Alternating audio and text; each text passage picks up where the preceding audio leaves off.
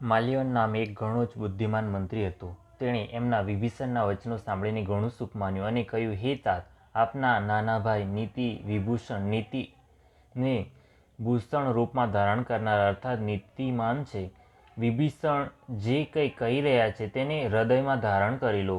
રાવણે કહ્યું, આ બંને મૂર્ખ શત્રુના મહિમાને વખાણી રહ્યા છે. અહીં કોઈ છે, આને દૂર કરો ને. ત્યારે માલ્યવાન તો ઘેર પાછો જતો રહ્યો, પરંતુ વિભીષણ હાથ જોડીને ફરી કહેવા લાગ્યા, હે નાથ, પુરાણ અને વેદ આમ કહે છે કે સુબુદ્ધિ સારી બુદ્ધિ અને કુબુદ્ધિ ખોટી બુદ્ધિ સર્વેના હૃદયમાં રહે છે. જ્યાં સુબુદ્ધિ છે ત્યાં અનેક પ્રકારની સંપદાઓ સુખની સ્થિતિ રહે છે, અને જ્યાં કુબુદ્ધિ છે ત્યાં પરિણામમાં વિપત્તિ દુઃખ જ રહે છે. આપના હૃદયમાં ફક્ત કુબુદ્ધિ આવી વસી છે. એનાથી આપ હિતને અહિત અને શત્રુને મિત્ર માની રહ્યા છો. જે રાક્ષસ કુળને માટે કાળ રાત્રિની સમાન છે તે સીતા પર આપની ઘણી પ્રીતિ છે. હે તાત, હું ચરણ પકડીને આપની પાસે ભીખ માંગુ છું, વિનંતી કરું છું કે આપ મારા પ્રેમને રાખો. મુજ નાના ભાઈના આગ્રહનો સ્નેહપૂર્વક સ્વીકાર કરો. શ્રીરામજીને સીતાજી આપી દો, જેનાથી આપનું અહિત ન થાય. વિભીષણે પંડિતો, પુરાણો અને વેદો દ્વારા સંમત અનુમોદિત વાણીથી નીતિ વખાણીને કહી, પણ એને સાંભળતા જ રાવણ ક્રોધિત થઈ ઉઠ્યો અને બોલ્યો કે અરે દુષ્ટ, હવે મૃત્યુ તારા નિકટ આવી ગયું છે. અરે મૂર્ખ, તું જીવે છે તો સદા મારો જીવાડેલો અર્થાત મારા જ અન્નથી પોસાઈ રહ્યો છે, પણ હે મૂઢ, પક્ષ તને શત્રુનો સારો લાગે છે. અરે દુષ્ટ, બતાવને, જગતમાં એવો કોણ છે જેને મેં પોતાની ભુજાઓના બળે ન જીત્યો હોય? મારા નગરમાં રહીને પ્રેમ કરે છે તપસ્વીઓ પર? મૂર્ખ, તેમને જઈને મળ અને એમને જ નીતિ બતાવ. આવું કહીને રાવણે તેને લાત મારી, પરંતુ મારવા છતાંય નાના ભાઈ વિભીષણે વારંવાર તેના ચરણો જ પકડ્યા.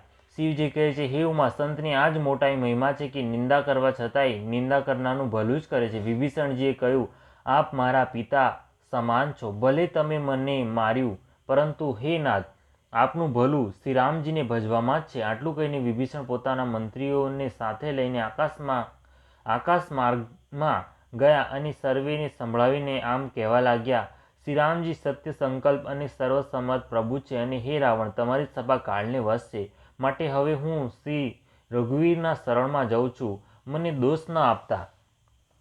આમ કહીને વિભીષણ જેવા ચાલી નીકળ્યા કે તરત જ સર્વે રાક્ષસ આયુહીન થઈ ગયા. તેમનું મૃત્યુ નિશ્ચિત થઈ ગયું. શિવજી કહે છે, હે ભવાની, સાધુનું અપમાન તરત જ સંપૂર્ણ કલ્યાણની હાનિ નાશ કરી નાખે છે.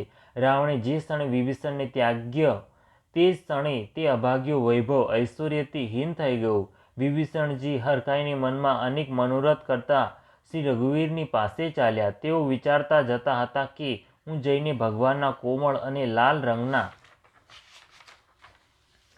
સુંદર ચરણકમળોનું દર્શન કરીશ, જે સેવકોને સુખ આપનારા છે. જે ચરણોનો સ્પર્શ પામીને ઋષિપત્ની અહલ્યા તરી ગયા, અને જે દંડકવનને પવિત્ર કરનારા છે. જે ચરણોને જાનકીજીએ હૃદયમાં ધારણ કરી રાખ્યા છે. જે કપટમૃગની સાથે પૃથ્વી પર તેને પકડવા દોડ્યા હતા, અને જે ચરણકમળ સાક્ષાત શિવજીના હૃદયરૂપી સરોવરમાં બિરાજમાન છે. મારું અહોભાગ્ય છે કે તેમને જ આજે હું જોઈશ. જે ચરણોની પાદુકાઓમાં ભરતજીએ પોતાનું મન લગાવી રાખ્યું છે, આહા, આજે હું એ જ ચરણોને હમણાં જ જઈને આ નેત્રોથી જોઈશ. આ પ્રમાણે પ્રેમ સહિત વિચાર કરતા તેઓ શીઘ્ર સમુદ્રની આ પાર, જ્યાં શ્રી રામચંદ્રજીની સેના હતી, ત્યાં આવી ગયા. વાનરોએ વિભીષણને આવતા જોયો તો તેમણે માન્યું કે શત્રુનો કોઈ ખાસ દૂત છે. તેમણે ચોકીએ રોકીને તે વાનરો સુગ્રીવની પાસે આવ્યા અને એમને સર્વે સમાચાર કહી સંભળાયો. સુગ્રીવે શ્રી રામચંદ્રજીની પાસે જઈને કહ્યું કે હે રઘુનાથજી, સાંભળો, રાવણનો ભાઈ આપને મળવા આવ્યો છે. પ્રભુ શ્રી રામચંદ્રજીએ કહ્યું, હે મિત્ર, તમે શું સમજો છો? તમારો શું મત છે? વાનરરાજ સુગ્રીવે કહ્યું, હે મહારાજ, સાંભળો, રાક્ષસોની માયા ઓળખી શકાતી નથી. આ ઈચ્છાનુસાર રૂપ બદલનારો કપટી ન જાણે કયા કારણે આવ્યો છે.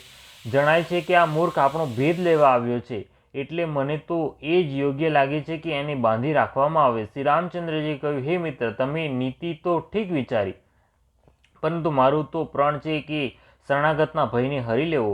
પ્રભુના વચન સાંભળીને હનુમાનજી હર્ષિત થયા અને મનમાં કહેવા લાગ્યા કે ભગવાન કેવા શરણાગત વત્સલ, શરણમાં આવેલ પર પિતાની જેમ પ્રેમ કરનારા છે. શ્રીરામજી ફરી બોલ્યા, જે મનુષ્ય પોતાના અહિતનું અનુમાન કરીને શરણમાં આવેલાનો ત્યાગ કરી દે છે તે પામર શુદ્ર છે. પાપમય છે, તેને જોવા માત્રથી હાનિ થાય છે. જેને કરોડો બ્રાહ્મણોની હત્યા લાગી હોય, શરણમાં આવ્યા પછી હું તેને પણ નથી ત્યજતો. જીવ જેવો જ મારા સન્મુખ થાય છે, એવા જ એના કરોડો જન્મોના પાપ નષ્ટ થઈ જાય છે. પાપીનો આ સહેજ સ્વભાવ હોય છે કે મારું ભજન એને કદી નથી ગમતું. જો તે રાવણનો ભાઈ નિશ્ચય જ દુષ્ટ હૃદયનો હોત તો શું તે મારા સન્મુખ આવી શકત? જે મનુષ્ય નિર્મળ મનના હોય છે તે જ મને પામે છે. મને કપટ અને છળ છિદ્રો ગમતા નથી. જો રાવણે તેને ભેદ લેવા મોકલ્યો છે તો પણ હે સુગ્રીવ, આપણને તો કોઈ ભય કે હાનિ નથી, કારણ કે હે સખા, જગતમાં જેટલા પણ રાક્ષસો છે, લક્ષ્મણ પળવારમાં તે સર્વેને મારી શકે છે.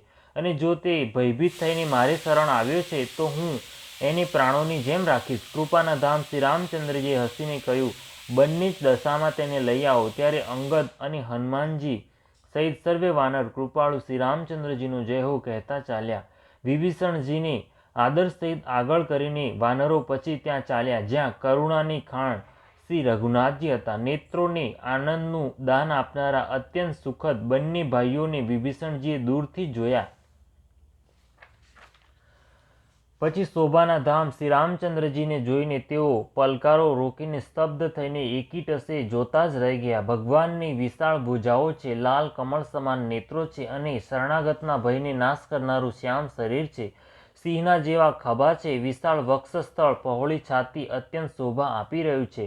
અસંખ્ય કામદેવોના મનને મોહિત કરનારું મુખ છે. ભગવાનના સ્વરૂપને જોઈને વિભીષણજીના નેત્રોમાં પ્રેમાર્સોનું જળ ભરાઈ આવ્યું અને શરીર અત્યંત પુલકિત થઈ ગયું. પછી મનમાં ધીરજ ધરીને તેમણે કોમળ વચન કહ્યા, હે નાથ, હું દસમુખ રાવણનો ભાઈ છું. હે દેવોના રક્ષક, મારો જન્મ રાક્ષસ કુળમાં થયો છે. મારું તામસી શરીર છે. સ્વભાવથી જ મને પાપ પ્રિય છે. જેમ ગુવળને અંધકાર ઉપર સ્વાભાવિક રૂપે સ્નેહ હોય છે. હું કાનેથી આપનું સુયશ સાંભળીને આવ્યો છું. હે પ્રભુ, ભવના ભયનો નાશ કરનારા છે. હે દુઃખીઓના દુઃખ દૂર કરનારા અને શરણાગતને સુખ આપનારા શ્રી રઘુવીરજી, મારી રક્ષા કરો, રક્ષા કરો. પ્રભુએ એમને આવું કહીને દંડવત કરતા જોયા તો તેઓ અત્યંત હરખાઈને તુરંત જ ઉઠ્યા. વિભીષણજીના દીન વચન સાંભળતા જ જે પ્રભુને મનમાં ઘણા ગમ્યા, તેમણે પોતાની વિશાળ ભુજાઓમાં પકડીને તેમને હૃદય સરસા ચાપી દીધા. નાના ભાઈ લક્ષ્મણજી સહિત ગળે મળીને તેમને પોતાની પાસે બેસાડીને શ્રીરામજી ભક્તોના ભયને હરનારા વચન બોલ્યા, હે લંકેશ, પરિવાર સહિત પોતાની કુશળતા કહો. તમારો નિવાસ ખોટી જગ્યાએ છે.